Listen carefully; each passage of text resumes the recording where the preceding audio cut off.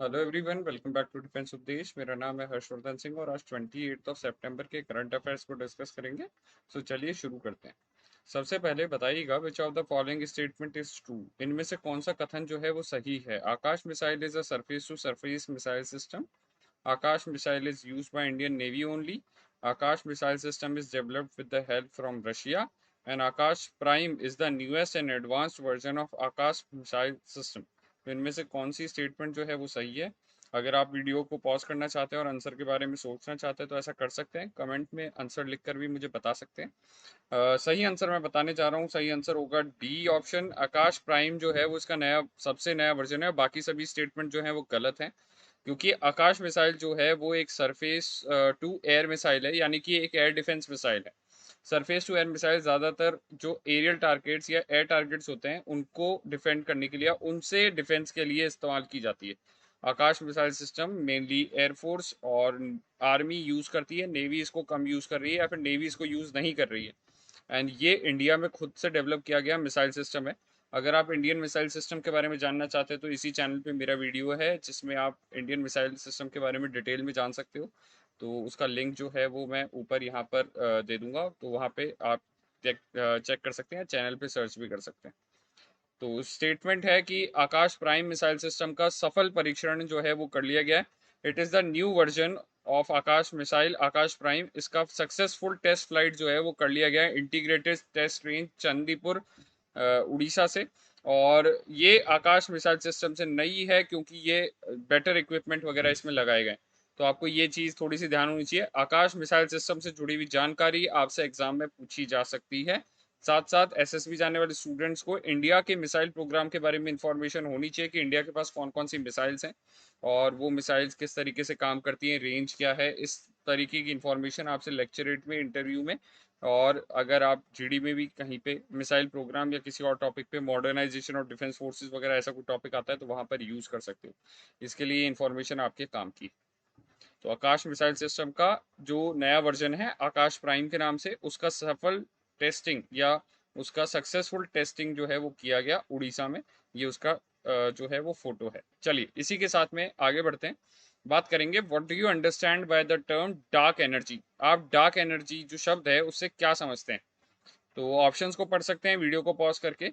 मैं इसका आंसर बताने जा रहा हूँ। इसका आंसर होगा it is the fundamental force which keeps the universe together. Actually जो डार्क एनर्जी है यूनिवर्स में, हमारे पूरे ब्रह्मांड के अंदर जितनी भी चीज़ें हैं उनमें से हम ज़्यादातर चीज़ों के बारे में नहीं जानते और इनमें से एक मेजर फोर्स है डार्क एनर्जी। हाल ही के अंदर एक एक्सपेरिमेंट के अंदर में, इस एक्सपेरिमेंट का नाम है XENO1T यानी कि Xenon 1T।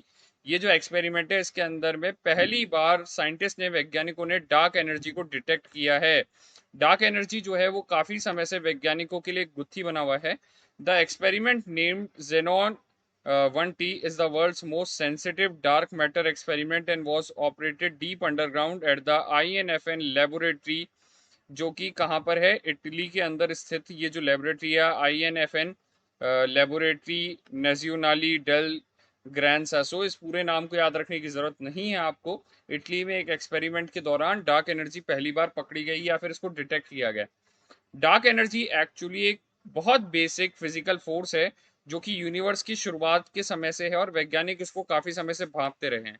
Dark energy is the mysterious form of energy that makes up about 68% of the universe and has intrigued physicist and astronomers for decades.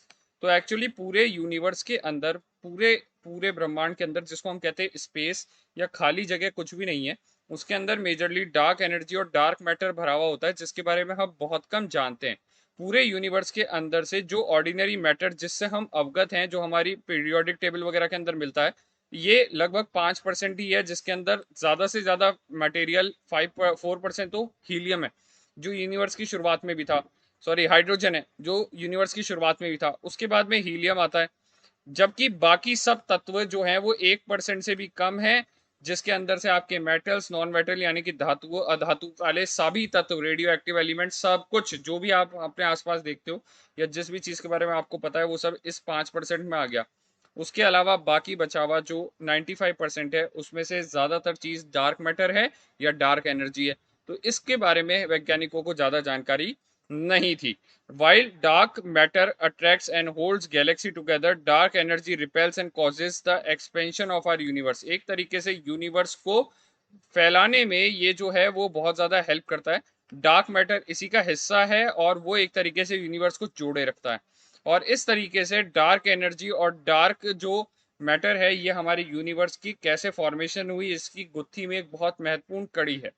Dark matter से जुड़े हुए दो और मेजर एक्सपेरिमेंट जो वर्ल्ड में बाकी जगह पे चल रहे हैं, इनमें से दो नाम आएंगे। LUX जेपलिन के नाम से एक एक्सपेरिमेंट है जो कि यूएस यानी कि यूनाइटेड स्टेट्स ऑफ अमेरिका में चल रहा है, और दूसरे का नाम है पेंडेक्स XT। ये प्रोजेक्ट चाइना के अंदर चल रहा है। तो ये कुछ मेजर प्रोजेक्ट्स हैं जो डार्क एनर्जी और डार्क मैटर से जुड़े हुए हैं। इस पे क्वेश्चन आ सकता है एनडी और सीडीएस के एग्जाम में, क्योंकि साइंटिफिक वर्ल्ड में जो भी नया लेटेस्ट चल रहा होता है, साइंस एंड टेक्नोलॉजी में जो भी कुछ नए डेवलपमेंट होते हैं, उस मैटर पे यूपीएससी कई बार क्वेश्चन बना देती है। इसीलिए आपको इसके बारे में इंफॉर्मेशन होनी चाहिए। चलिए इसी के साथ में अगला क्वेश्चन देखेंगे। बताइएगा which of the following scheme is related to electrification of the household. हर घर तक बिजली पहुंचाने के लिए कौन सी योजना को भारत सरकार द्वारा शुरू किया गया था।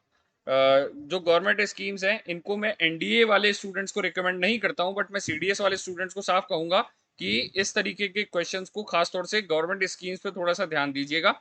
लास्ट ईयर के सीडीएस के पेपर के अंदर यही का यही क्वेश्चन इसी स्कीम के ऊपर क्वेश्चन आया था, ऐसे कैसे। और ये स्कीम फिर से अभी न्यूज में आई है, इस वजह से इस पर आपको ध्यान होना चाहिए। स्कीम का नाम है सौभाग्य स्कीम या सौभाग्य योजना। सहज बिजली हर घर योजना फुल फॉर्म है सौभाग्य का। तो सौभाग्य योजना इसका आंसर होगा, जो कि हर घर तक बिजली पहुंचाने के लिए योजना गवर्नमेंट की तरफ से चलाई जा रही है। नौ सौभाग्य स्कीम सहज बिजली, प्रधानमंत्री सहज बिजली हर घर योजना, सौभाग्य स्कीम के 4 साल पूरे हो गए। That is why it is in news. तो आपको इसके बारे में इंफॉर्मेशन होनी चाहिए, खासतौर से सीडीएस और एफटेट के स्टूडेंट्स को गवर्नमेंट स्कीम्स जो मेजर होती है उनके बारे में पता होना चाहिए। It was launched in year 2017 and its main objective is to ensure electrification of all household in the country in rural as well as urban areas. तो जो शहरी और ग्रामीण क्षेत्र हैं दोनों में हर घर तक बिजली पहुंचाना है इस योजना का उद्देश्य है। Majorly universal house hold electrification की बात कर रहे हैं, और एक्सेसिबिलिटी होनी चाहिए सब लोगों के पास में, सभी घरों तक बिजली होनी चाहिए, ये इसका मेन स्कीम का उद्देश्य है। इस पे थोड़े दिन पहले जो सीडीएस का पेपर हुआ था उस पर क्वेश्चन आया था, और आपको ये ध्यान होनी चाहिए गवर्नमेंट स्कीम जो भी आती रहती हैं उन पे थोड़ा सा फोकस करिएगा, इन पे से क्वेश्चन आने के चांसेस रहते हैं। तो यूपीएससी में सीडीएस के अपियरिंग स्टूडेंट्स को ये चीज़ थोड़ी सी ध्यान होनी चाहिए, आपके क्वेश्चंस निकलने के चांसेस रहेंगे। चलिए इसी के साथ में अगला क्वेश्चन है, बताइएगा Judima wine rice is a tribal vintage liquor associated with which state. Judima जो वाइन राइस से बनने वाली या फिर वाइन है जो राइस से बनती है, it is a tribal vintage liquor या फिर एक तरीके की जो ट्राइबल द्वारा बनाई जाने वाली शराब है, ये कौन से राज्य से संबंधित है। तो इसका आंसर क्या होगा, इसका आंसर होगा असम। असम राज्य से संबंधित है ये ट्राइब्स। और ये क्यों न्यूज में आया, क्योंकि जुडीमा जो कि एक होम मेड राइस वाइन होती है, असम के अंदर दिमिसा ट्राइब या दिमासा ट्राइब जो है वो इसको बनाती है। ये नॉर्थ ईस्ट की ऐसी पहली ट्राइब की वाइन है जिसको जीआई टैग या जियोग्राफिकल इंडिकेशन टैग मिला है।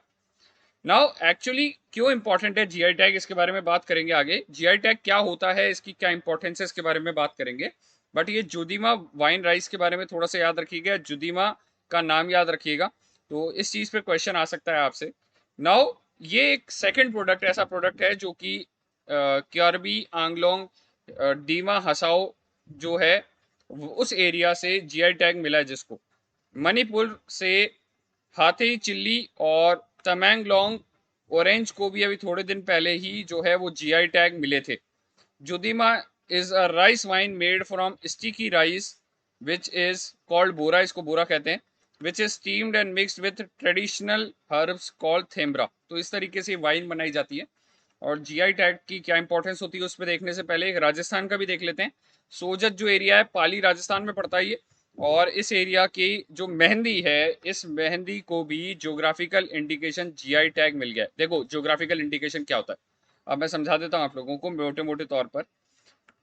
ज्योग्राफिकल इंडिकेशन होता है किसी एक पर्टिकुलर एरिया, ज्योग्राफिकल एरिया में होने वाली किसी पर्टिकुलर चीज से जुड़ा हुआ कोई सामान।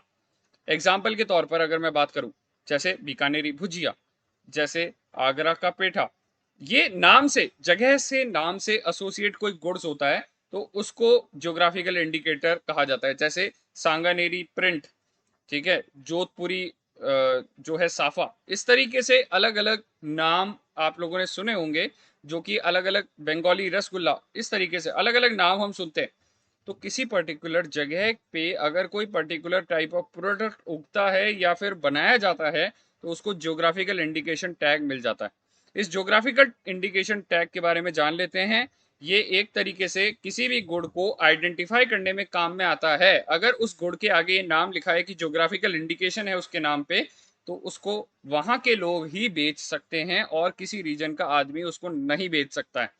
इसकी वजह से उस गुड़ को इंटरनेशनल मार्केट में मार्केटिंग करने और बेचने में हेल्प होती है, जिससे इंडिया के जो ट्रेडिशनल बनाने वाले हैं, जो कारीगर हैं, उन लोगों का काम इंटरनेशनल मार्केट तक भी पहुंचता है।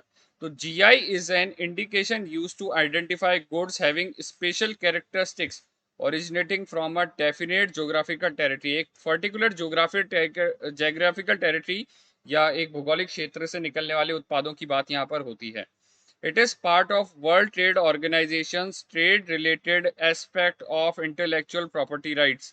तो एक तरीके का स्पेशल प्रोविजन है ट्रिप्स एग्रीमेंट के अंदर में, वर्ल्ड ट्रेड ऑर्गेनाइजेशन के, जहां पे जीआई टैग को आप या जीआई प्रोडक्ट को आप इंटरनेशनल मार्केट में बेच सकते हैं उस जगह के नाम से। तो ये ट्रिप्स एग्रीमेंट का हिस्सा होता है और इससे एक्सपोर्ट करने वाले लोगों को बहुत सहायता मिलती है। मान लीजिए अगर आप उस एरिया से हैं और आप उस प्रोडक्ट को बेचकर यूरोप में बेचना चाहते हैं, तो आपके साथ किसी तरीके से फ्रॉड ना हो और आपके प्रोडक्ट का आपको बराबर दाम मिले, इसके लिए आप जीआई टैग का इस्तेमाल कर सकते हैं। इससे सामने वाले को भी पता होगा कि ये प्रोडक्ट उसी जगह से आ रहा है जहां से ये जीआई टैग लगा है, और दूसरी जगह का अगर कोई आदमी इस चीज को इस्तेमाल करता है तो आप उस पर मुकदमा केस भी कर सकते हैं। तो GI tag of India is governed by the geographical indications of goods act 1999। तो जीआई एक्ट जो है 1999 का है, इसके अंदर में जीआई टैग्स इशू किए जाते हैं और इसकी रजिस्ट्री का ऑफिस है चेन्नई के अंदर, इसका हेडक्वार्टर चेन्नई में है। ज्योग्राफिकल इंडिकेशन 10 साल के लिए दिया जाता है और इसकी वजह से एक्सपोर्ट में हेल्प होती है, जैसा मैंने समझाया। अगर आपको और कोई हेल्प चाहिए ये चीज़ समझने में या कोई क्लैरिफिकेशन चाहिए तो you can reach out to me on Telegram as well, link description में दिया हुआ है। और इस लेक्चर का पीडीएफ आप डिफेंस उपदेश टेलीग्राम चैनल से डाउनलोड कर सकते हैं। Now which of the following fund is not created under the constitutional statute, यानी कि संवैधानिक दर्जे के अंदर में या विधेयक के अंदर में कौन सी संस्था या कौन सा इनमें से फंड नहीं बनाया गया है, तो आपको मुझे ये बताना है। अगर आप क्वेश्चन के बारे में सोचना चाहते हैं तो वीडियो को पॉज कर सकते हैं। आंसर मैं बता रहा हूँ, आंसर आएगा PM care fund. PM care fund कोविड-19 के दौरान प्रधानमंत्री द्वारा बनाया गया था और प्रधानमंत्री जी ने पीएम केयर फंड के बारे में अभी एक जो जानकारी दी गई है उसमें कहा गया है, दिल्ली हाई कोर्ट में ये कहा गया है कि that PM care fund is not a fund of government of India and the amount goes does not go to the consolidated fund of India. तो भारत की जो संचित निधि होती है, कंसोलिडेटेड फंड ऑफ इंडिया जिसको कहते हैं, जिसको हम सरकारी खजाना कहते हैं, उसमें इसका पैसा नहीं जाता है। पीएम केयर फंड को मार्च 27 2020 को सेटअप किया गया था एज अ चैरिटेबल ट्रस्ट। तो आप इसमें एक तरीके से चंदा मांगने वाली संस्था मान सकते हैं इसको आप, और इस वजह से इसको सरकारी खजाना या सरकारी कोष नहीं माना गया। इसमें अगर आप टैक्स देते हो तो आपको 100%, या इसमें आप दान देते हो तो 100% टैक्स पे छूट मिलेगी। और पीएम केयर फंड प्रधानमंत्री नेशनल रिलीफ फंड या राहत कोष से अलग होता है। तो ये बात भी ध्यान रखिएगा, प्रधानमंत्री राहत कोष जो है वो भी एक तरीके का सरकारी संस्था नहीं है। तो ये दोनों ही फंड दो अलग अलग फंड है, इन दोनों को साथ में मत रखिएगा, कंफ्यूज मत करिएगा। प्रधानमंत्री नेशनल रिलीफ फंड जो है, prime minister national relief fund या राहत कोष जिसको कहते हैं हम, ये पंडित जवाहरलाल नेहरू ने सेटअप किया था, जबकि पीएम केयर फंड्स प्रधानमंत्री मोदी ने सेटअप किया। तो इन दोनों के बारे में आपको क्लैरिफिकेशन होनी चाहिए क्योंकि इसके बारे में क्वेश्चंस यूपीएससी पूछ सकती है। इसको लेकर काफी सवाल लोग उठाते रहे हैं और काफी ज्यादा ये न्यूज में रहा है, तो आपको पता होना चाहिए पीएम केयर फंड किस अंडर में आता है। अगर आप बाकी फंड्स के बारे में जानना चाहते हैं तो पॉलिटी में टॉपिक आता है कि गवर्नमेंट ऑफ इंडिया के पास में कौन कौन से अकाउंट्स होते हैं। आर्टिकल 266 और आर्टिकल 267 के अंदर में ये फंड्स दिए हुए होते हैं। अगर आप इसके बारे में डिटेल में जानना चाहते हैं या पढ़ना चाहते हैं तो आप मेरे को रीच आउट कर सकते हैं, मैं आपकी हेल्प करने की कोशिश करूंगा। नहीं तो आप थोड़ा सा पॉलिटी के अंदर इस चैप्टर को पढ़िए, जो पार्लियामेंट के अंदर आने वाले फंड्स हैं उनमें कौन कौन से फंड्स आते हैं, पब्लिक अकाउंट्स और कंसोलिडेटेड फंड ऑफ इंडिया और कंटीजेंसी फंड ऑफ इंडिया किस तरीके से होता है। अगर आप इसको पढ़ना चाहते हैं, लक्ष्मीकांत जो बुक है, एम लक्ष्मीकांत की बुक में पॉलिटी के चैप्टर में पार्लियामेंट वाले चैप्टर के अंदर इसके बारे में समझाया गया है, तो आप वहां से इसको देख सकते हैं। चलिए, इसी के साथ में लास्ट न्यूज है चेन्नई सेंट्रल स्टेशन के बारे में, जिसको doctor M G Ramachandran central के नाम से भी जाना जाता है, पीटी डॉक्टर एम जी या Puratchi Thalaivar doctor M G Ramachandran central station के नाम से भी जाना जाता है। चेन्नई सेंट्रल रेलवे स्टेशन जो है वो इंडिया का पहला ऐसा, कंट्री का पहला ऐसा रेलवे स्टेशन बन गया है जो फुली सोलर एनर्जी से चलता है। बस इतने से ज़्यादा हमें इसमें याद रखने की ज़रूरत नहीं पड़ेगी। एनडीए के स्टूडेंट्स ध्यान रखें, जो रेलवे जोन रहते हैं, जैसे यहाँ पे साउथ सेंट्रल रेलवे लिखा हुआ है, तो रेलवे जोन के हेडक्वार्टर जो है वो इंडिया में 16 रेलवे जोन हेडक्वार्टर हैं। 17वां जो है वो है कलकत्ता मेट्रो। तो इन 17 जोन के हेडक्वार्टर में से क्वेश्चन एनडीए में आ जाता है। अभी पिछले एनडीए के पेपर में जो अभी अप्रैल में हुआ था उसमें भी क्वेश्चन पूछ लिया गया था। तो आप चाहें तो रेलवे जोन के हेडक्वार्टर्स को याद कर लीजिएगा। 16 हेडक्वार्टर जोन्स आपको याद करने हैं, ये मेरा पर्सनल सजेशन रहता है, क्योंकि इसमें से एनडीए में क्वेश्चन आने के चांसेस रहते हैं। हो सकता है सीडीएस में भी आ जाए। तो सभी स्टूडेंट जो यूपीएससी का पेपर अपियर कर रहे हैं उनको रेलवे जोन हेडक्वार्टर्स याद होने चाहिए, ये मेरा पर्सनल सजेशन है। इसी के साथ में आज के वीडियो को यहीं खत्म करेंगे। Thank you for watching, please like share and subscribe and links are given in the description. Thank you.